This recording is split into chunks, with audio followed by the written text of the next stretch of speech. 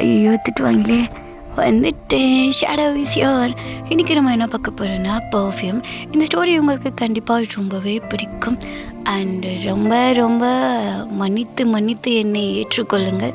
தொண்டையில் கொஞ்சம் ப்ராப்ளம், அதனாலே ரெக்கார்ட் பண்ண முடியல.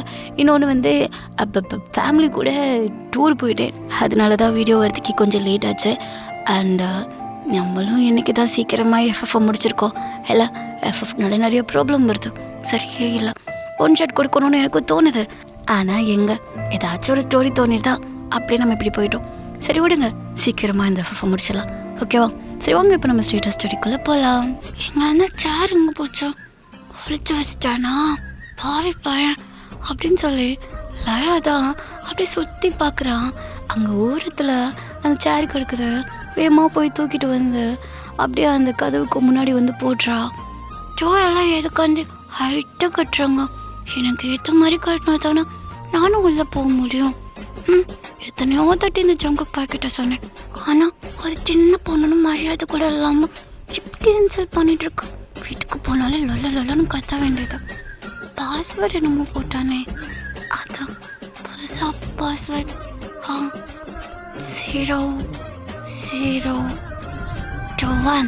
இந்த 4 நம்பரும் மண்டைக்குள்ளே வைக்கிறதுக்கு ரொம்ப கஷ்டமாக இருக்குதுப்பா அப்படின்னு சொல்லிட்டு லயா தான் அப்படி டோர் ஓப்பன் பண்ணிட்டு போகிறா. ஸோ அங்கே ஜங்குக்கு தேடினா ஜங்குக்கு அங்கே வீட்டுக்குள்ளே இல்லை. எங்கே போயிட்டான்? சின்னத்துக்குலாம் இவன் எங்கே தானே இருப்பான்? ஒரு வேளை ரூம்குள்ளே போயிருப்பானோ? 10 படி மேலே ஏறதுக்குள்ள உயிரே போயிடுது. எம்மா பெருசாக வீட்டை கட்டி வச்சிருக்கான் பாரு. ஏதாச்சும் ஒரு ரூம்குள்ளே இருந்தால் பரவாயில்லன்னு சொல்லலாம். ஒவ்வொரு நேரத்துக்கும் ஒவ்வொரு ரூம்குள்ளே இருக்கான். இவனை தேடுறதுக்குள்ள மத்தியமே ஆயிடுது. இப்போ எத்தனை நேரம் கழிச்சு தான் கண்டுபிடிக்கா அப்படின்னு சொல்லி லயா தான் திட்டிக்கிட்டே அப்படியே ஸ்டெப்ஸில் ஏறி போயிட்டுருக்கா. ஸோ மொதல் ரூம் ஓப்பன் பண்ணுறான். அங்கே பார்த்தா ரூம் இருட்டாக இருக்குது. ஜங்கோக் இருக்கியா? என்ன சவுண்டு காணும்? குரல் கிட்டலே கொத்துவோம். அப்போ இங்கே இல்லை அப்படின்னு சொல்லி ரூம் டோரை அப்படியே ஓப்பனில் விட்டுட்டு அப்படியே அடுத்த டோருக்கு போகிறா. இந்த ரூமில் லைட் எரியுதா? இங்கே யாரையும் காணோம். ஒரு ரெஸ்ட் ரூம்குள்ளே ஒழிஞ்சிட்ருக்கானோ? இல்லையே, அங்கேயும். அப்போ இங்கே இல்லை, அடுத்த ரூம் போகணுமா? ஐயோ அப்படின்னு சொல்லி சலிப்பா அப்படியே அடுத்த ரூமும் ஒவ்வொரு ரூமாக தேடி போயிட்டுருக்கா. ஸோ இன்னும் ஒரு ரூம் மட்டும்தான் லாஸ்ட் எண்டிங்கில் இருக்குது. அதுக்குள்ளே லயாவுக்கு மூச்சே வாங்குது. இந்த டோரில் தான் கண்டிப்பாக இருப்பான். எவ்வளோ தூரம் தள்ளி வந்து படிக்கிறான் பாரு. பார்த்துக்கிறேன் அப்படின்னு சொல்லி ரூம் டோர் ஓப்பன் பண்ணா ரூம் நல்லா பங்க இருட்டாக இருக்குது. ஐயோ ரொம்ப இருட்டாக இருக்கு. ஜங்கு அங்கே இருட்டி எதுக்கு நீங்கள் வந்திருக்கா? இல்லைப்பா, ஜங்கு உன்னை பக்கத்தானே வந்தேன். நான் கேட்டேனா என்ன நீ பார்க்க வரணும்னா? உன்னை பார்க்கறதுக்கு தான் கேட்டு வரணுமா? ஜங்கு ஒழுங்கிட்ட தந்து எடுத்து விட்டு போயிடா. எனக்கு கொலகாரனாக்காதா? ஆல்ரெடி நீ கொலகாரன் தானே ஜங்கு. எதுக்காண்டி என்னோட நேம் எப்படி இழுத்து பேசிகிட்டு இருக்கா? போ, எப்படி கீஞ்சிரும். ஒழுங்கிட்ட தந்து எடுத்து விட்டு போயிடா. எல்லா தாத்தா இப்படி பாசத்தை உள்ளுக்குள்ளே வச்சுட்டு மறைச்சிக்கிட்டே என்கிட்ட பேசிகிட்டு இருப்பா. யாரு உங்களை பாசம்? ஹேய் போயிடா. இருக்குப்பா, உனக்கு என் மேலே நிறைய பாசம் இருக்கு. இந்த பொண்ணை யாருக்காச்சும் பிடிக்காம போகுமா? நான் பெரிய பொண்ணு ஆன பிறகு ஒன்னே கல்யாணம் பண்ணிக்கிறேன். ஜங்குக்கு அப்படியே வெறியாகி லைட்டை போட்டுறான். அங்கே ஜங்கு அப்படியே செம்ம கோத்தோடு அப்படியே லயா கிட்ட தான் வரான். ஹேய் இன்னொருத்தட்டு இந்த மாதிரி என்கிட்ட பேசிகிட்டு இருந்தேன்னு வச்சுக்கோ, காதுக்கு இதெல்லாம் திரும்பிடும். இந்த பாரு, என்ன என் வீட்டுக்கு பேசாம நீ போயிட்டுக்க எந்திரிச்சு நின்று பேசிட்டு இருக்க. உட்காரு கீழே உட்காரு. இதுக்காண்டி பிள்ளை கோவப்பட்டு இருக்க. அங்கே பாரு, இந்த மாதிரி இதெல்லாம் எப்படி பேசக்கூட ஜங்கு. அதோ ஒரு நிமிஷம், இப்போ நீ என்ன திட்ட போறியா அப்படின்னு சொல்ல ஜங்குக்கு வந்து ஆமாம் அப்படின்னு மண்டையாட்டுறான். ஸோ லயா அப்படியே வேகமாக போய் கட்டில் மேலே ஏறி உட்காந்துக்கிறா. ஹேய் கட்டில் விட்டு இறங்க.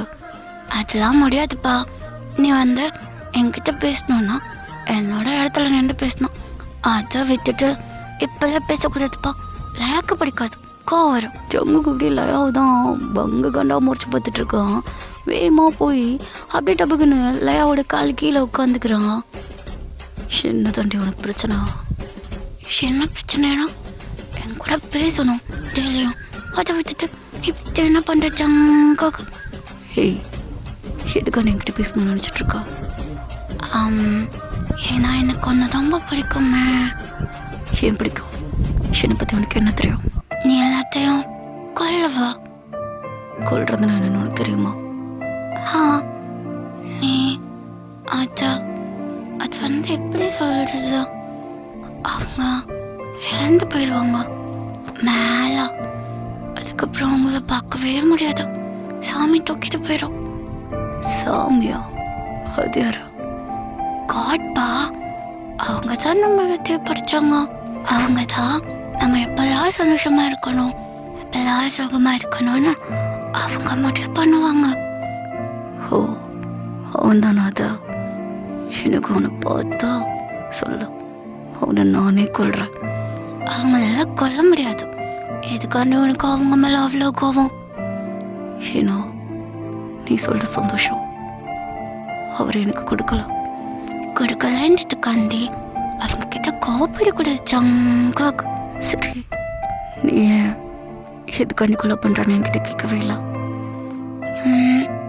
ஆமாம்ல, அதையும் உங்ககிட்ட கேட்கணும்னு தோணவே இல்லை. ஏன் கொலை பண்ணுறா?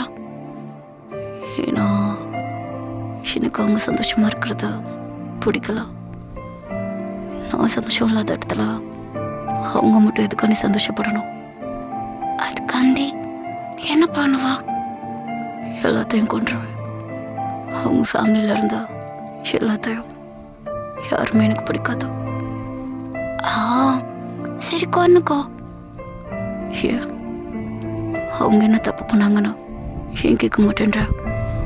உனக்கு தான் அவங்க சந்தோஷமா இருக்கிறது பிடிக்கலையே. நம்ம நல்லா இருக்கணும்னா நம்ம சந்தோஷத்துக்கு எது தேவையோ அதுதானே பார்க்கணும். அவங்கள நீ கொல்றதுனால உனக்கு அது பிடிச்சிருக்கா? சந்தோஷமா இருக்கா? இருக்கா, ரொம்ப சந்தோஷமா இருக்கா. அப்ப கொல்லுப்பா, யாரு வேணான்னா? செங்குக்கு அப்படியே சிரிப்பு வருது. சரி, உனக்கு இந்த மாதிரி பேசுறதுக்கு யார் கற்று கொடுத்தா? என்னோட அப்பா, என்னோட அம்மா. அப்போ வந்து பேச எடுத்து போயிட்டாங்களாம். அதுக்கப்புறமா அப்பா தான் என்னை நல்லா பார்த்துப்பாரு.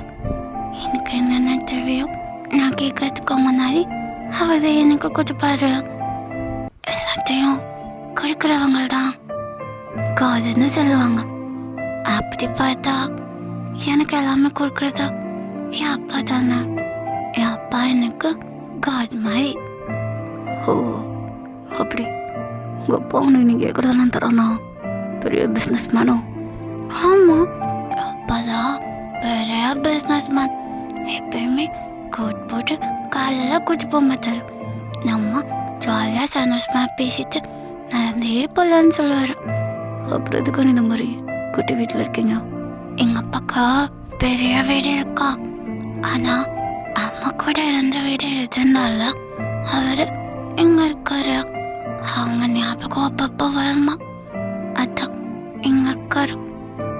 ஓ, அப்படியா? அது சரி.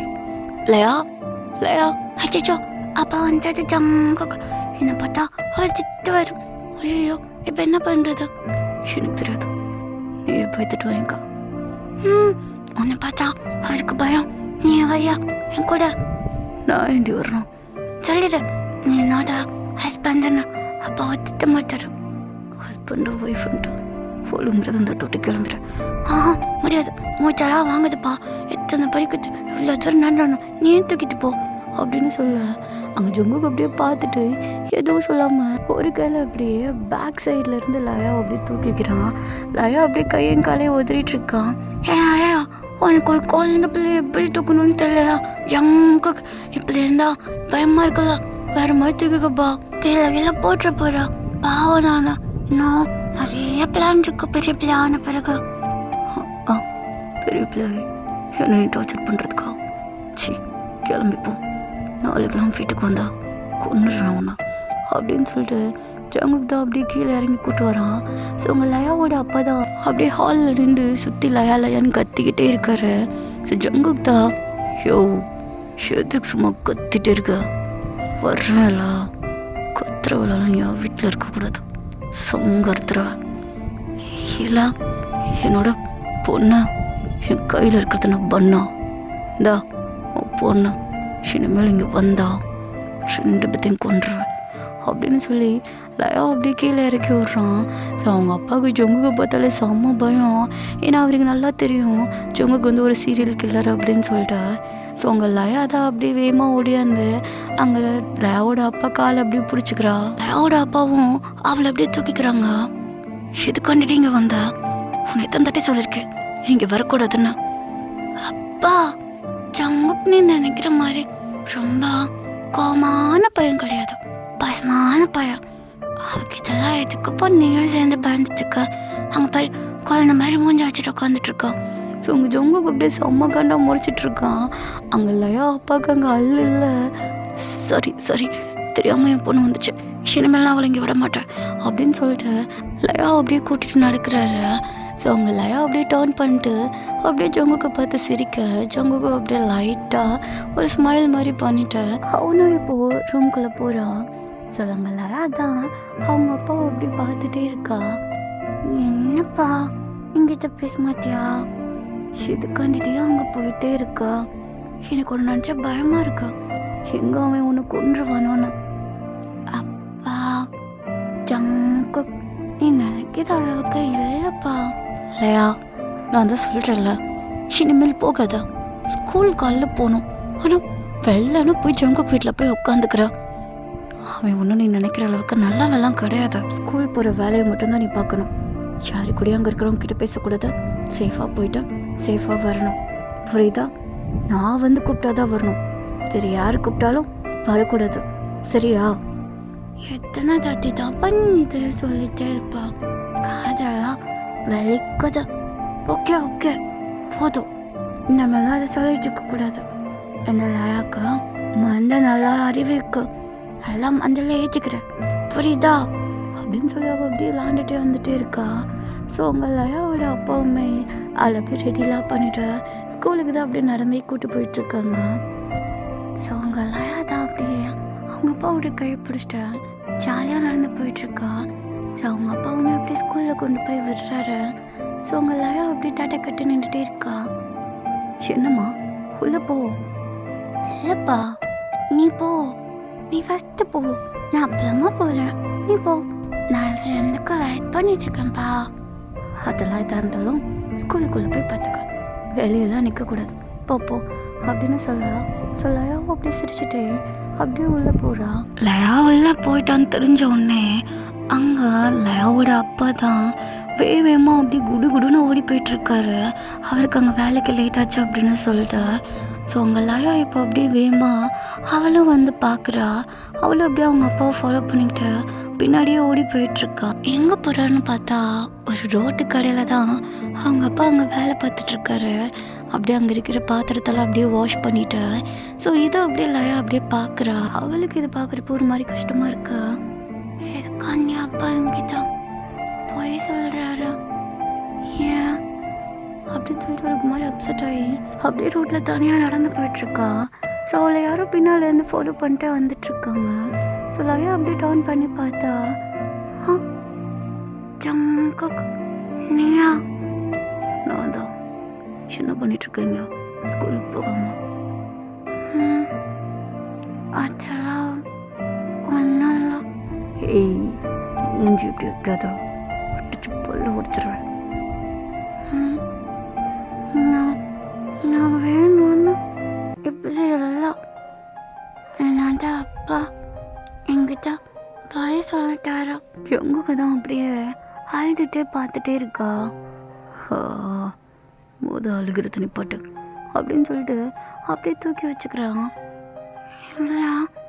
அவரா எதுக்கான்னு என்கிட்ட போய் சொல்லணும், நான் பார்த்தேன் அவர் பிஸ்னஸ் மேன் கிடையாது ஜங்கு, அவர் இங்கே தான் அந்த கதையில் பாத்ரூம் வாஷ் பண்ணுறாரு, எதுக்கான்னு என்கிட்ட போய் போல சொல்கிறாங்க. ஒரு சின்ன போய் கூட ஒருத்தவங்கள ஹாப்பியாக்கணும். அது போய் சொல்கிறதா தப்பு இல்லையே. எனக்கு புரியல சங்கக். எனக்கு புரியுத மாதிரி சொல்ல. சரி வா, உன்னை நான் ஒரு இடத்துக்கு கூட்டு போகிறேன். எங்கே கூட்டு போதா? Ice cream shop. எனக்கு அங்கே வேணாம், வேற இடத்துக்கு கூட்டு போ. சரி, எங்கே கூட்டு போக? பார்க்குக்கு கூட்டு போறியா? அங்கே போனாலாம் உடனே உன்னை ஸ்கூலில் விட முடியாது. சாயங்காலம் உங்கள் அப்பா வருவான். இங்கே இருக்கிற ஐஸ்கிரீம் ஷாப் அப்போ கூட்டு போவியா? ஆமாம். ஓ, அப்புறம் எதுக்கு நீ எங்கே கூட்டு போனான்னு கேட்குறா? இதுக்கு நீ கேட்காமையா இருக்கலாம். அது ஆசையை காட்டிட்டு இப்போது மோசம் பண்ணுற நீ. இப்போ வர போறியா இல்லை அப்படியே விட்டுட்டு போவா? சரி சரி, கூட்டு போ. ரொம்ப கோபப்படுற நீண்ணா. இதோட அடுத்த கண்டினியூஷனை நான் அடுத்த எபிசோடில் சொல்கிறேன். ஸோ போன எபிசோடில் பார்த்தோம்னா நிறைய பேர் கேட்டே இருந்தீங்க, லயா வந்து ஜங்கு கூட எக்ஸ் லவ்வா அப்படின்ட்டு. நோ வே, சான்ஸே இல்லை.